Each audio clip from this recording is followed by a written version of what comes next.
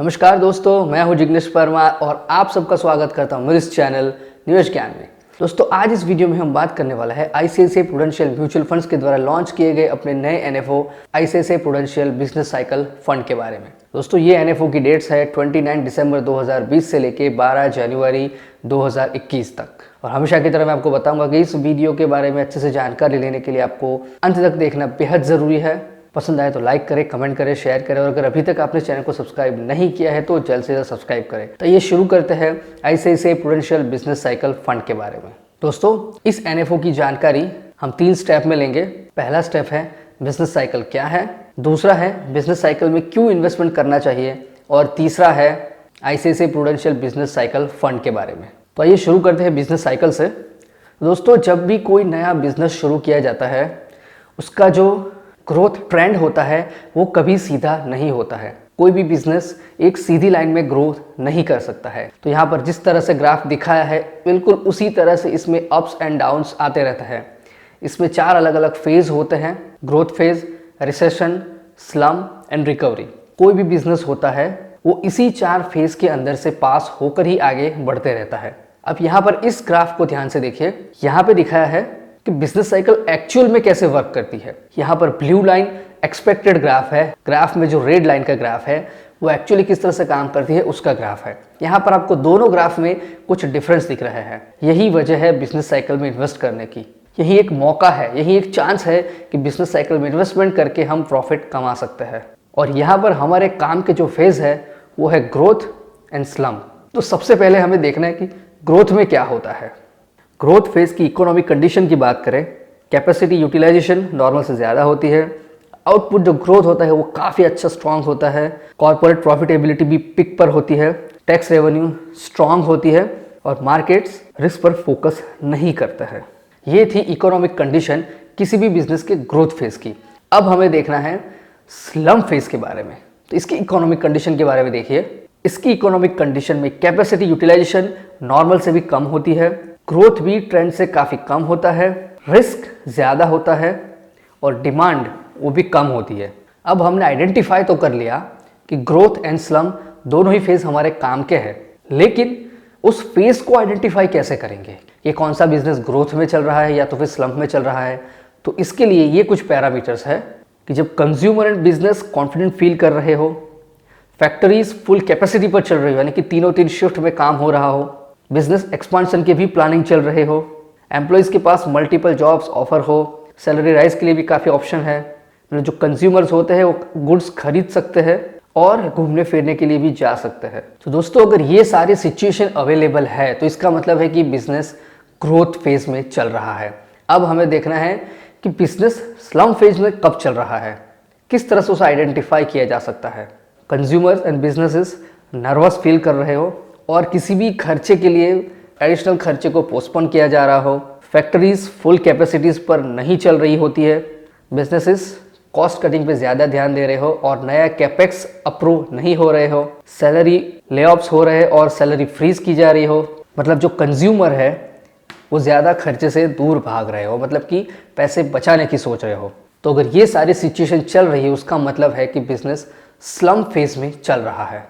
दोस्तों, ये सब कुछ हो गया बिजनेस साइकिल के बारे में। अब हमें ये पैरामीटर्स देखना है कि हमें बिजनेस साइकिल्स में इन्वेस्टमेंट क्यों करना चाहिए। तो इसके कुछ रीजंस है, जिसमें पहला है top down approach for investing, दूसरा है इन्वेस्ट अक्रॉस मार्केट कैप्स यानी कि किसी भी मार्केट कैप के अंदर इन्वेस्टमेंट हो सकता है, तीसरा है इन्वेस्टमेंट अक्रॉस थीम्स यानी कि किसी भी प्रकार के थीम के अंदर इन्वेस्टमेंट हो सकता है, और चौथा है इन्वेस्ट अक्रॉस सेक्टर्स यानी कि किसी भी सेक्टर के अंदर कितना भी चाहो इन्वेस्टमेंट हो सकता है। तो दोस्तों, ये थे 4 रीजंस कि क्यों बिजनेस साइकिल में इन्वेस्टमेंट करना चाहिए। यहाँ पर आपको टॉप डाउन अप्रोच में इन्वेस्टमेंट करने का चांस मिलता है, किसी भी मार्केट कैप में, किसी भी थीम में, किसी भी सेक्टर में बिना किसी लिमिट के आप इन्वेस्टमेंट कर सकते हैं। तो दोस्तों, ये थे बिजनेस साइकिल में इन्वेस्टमेंट करने के फायदे। तो दोस्तों, हाल ही में कोरोना महामारी के चलते हुए कुछ स्लम प्रकार की सिचुएशन ही मार्केट में चल रही है, इसीलिए आईसीआईसीआई प्रूडेंशियल म्यूचुअल फंड ने अपना नया एनएफओ यानी कि नई स्कीम लॉन्च की है जिसका नाम है ICICI prudential business cycle fund. तो अब सबसे पहले हम इस फंड के बारे में जानकारी लेंगे। इसकी इन्वेस्टमेंट फिलोसॉफी है सेक्टर्स, थीम और मार्केट कैप के अंदर इन्वेस्टमेंट अपॉर्चुनिटीज को आइडेंटिफाई करना और उसके अंदर इन्वेस्टमेंट करना। इसका इन्वेस्टमेंट अप्रोच है purely top down approach, inflation, growth, deficit, इस प्रकार के पैरामीटर्स के आधार पर। सिक्योरिटी सिलेक्शन में है post identifying sectors based on the business cycle, और जो स्टॉक्स का जो सिलेक्शन होने वाला है वो वेरियस फाइनेंशियल पैरामीटर्स के आधार पर होगा, ये सब सिक्योरिटीज़ के लिए। अब इसकी इन्वेस्टमेंट प्रोसेस की बात करें तो इसके लिए इन्वेस्टमेंट कमिटी बनाई जाएगी और वो डिसाइड करेगी कि कहाँ पर इन्वेस्टमेंट करना है, और साथ में फंड मैनेजर और उसकी टीम अपॉर्चुनिटी आइडेंटिफाई करेगी किसी भी सेक्टर में। इन्वेस्टमेंट यूनिवर्स, इसका बेंचमार्क है निफ्टी 500 ड्राई। इसका मतलब है कि निफ्टी के 500 शेयर्स में से किसी भी सेक्टर, किसी भी थीम और किसी भी मार्केट कैप में अगर अपॉर्चुनिटी दिखेगी तो यहाँ पर इस फंड के अंदर इन्वेस्टमेंट होने वाला है। और इसका इवैल्यूएशन कब होगा? मंथली, या तो फिर इवेंट बेस्ड असेसमेंट होगा, या तो फिर जब भी कोई भी micro economics parameter environment change होगा तब इन्वेस्टमेंट स्ट्रेटजी को चेंज किया जाएगा। अब हमें देखना है वो पैरामीटर्स कि जिसके आधार पर इन्वेस्टमेंट प्रोसेस होने वाला है और पोर्टफोलियो कंस्ट्रक्शन होने वाला है।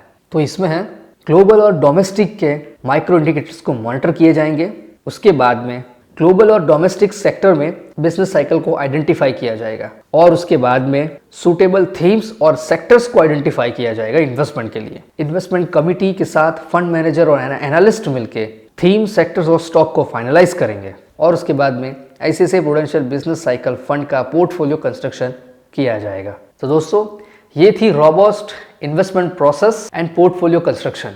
अब हमें देखना है कि यहाँ पर बिजनेस साइकिल को आइडेंटिफाई करने के लिए कौन से पैरामीटर्स का इस्तेमाल किए जाने वाला है। तो इसमें सबसे पहला है मैक्रो पैरामीटर्स। मैक्रो पैरामीटर्स में है current account deficit, interest rate, IIP growth, credit growth, physical deficit, inflation. दूसरा है इन्वेस्टमेंट इंडिकेटर। इन्वेस्टमेंट इंडिकेटर्स में है capex investment, new project cleared, etcetera. Business and consumer sentiments में है purchasing managing index, business confidence index, sales of various consumer discretionary products etcetera. और चौथा है global factors, जिसके अंदर DM growth outlook, DM policy outlook, China growth outlook और China policy stands. तो दोस्तों, इस एनएफओ के अंदर इतने पैरामीटर्स का इस्तेमाल करके बिजनेस साइकिल को आइडेंटिफाई किया जाएगा और वहां से स्टॉक्स का सिलेक्शन होने वाला है। अब हम देखेंगे कुछ की takeaways about this fund, जिसमें पहला है प्योर टॉप डाउन अप्रोच, दूसरा है माइक्रो बेस्ड फंड, तीसरा है not a value Contra special situation fund, चौथा है opportunities and nimble in terms of sector allocation. जिस सेक्टर में अपॉर्चुनिटी दिखेगी उसी सेक्टर में इन्वेस्टमेंट होगा। और कैपिटलाइजेशन में भी कोई भी particular market cap sector themes नहीं है। Hassle free approach, no stress on changing themes, मतलब कि कभी भी थीम को चेंज किया जा सकता है अपॉर्चुनिटी के हिसाब से। और लास्ट है लॉन्ग टर्म अप्रोच, यानी कि लंबे समय के लिए इन्वेस्टमेंट करने के लिए ही इस फंड को डिज़ाइन किया गया है। ये हो गए की टेक अवेज। अब हमें देखना है इस पोर्टफोलियो के फीचर्स के बारे में। टाइप ऑफ स्कीम है open ended equity scheme following business cycle based investing theme. Plans में अवेलेबल है ICICI prudential business cycle fund and ICICI prudential business cycle fund direct. Options में है growth and dividend. Minimum application amount है 5,000 रुपये और multiples 1 रुपये। Minimum additional application amount है 1,000 रुपये और साथ में मल्टीपल्स 1 रुपये। मिनिमम रिडम्पशन अमाउंट, कितनी भी अमाउंट का आप रिडम्पशन कर सकते हो। Entry load not applicable.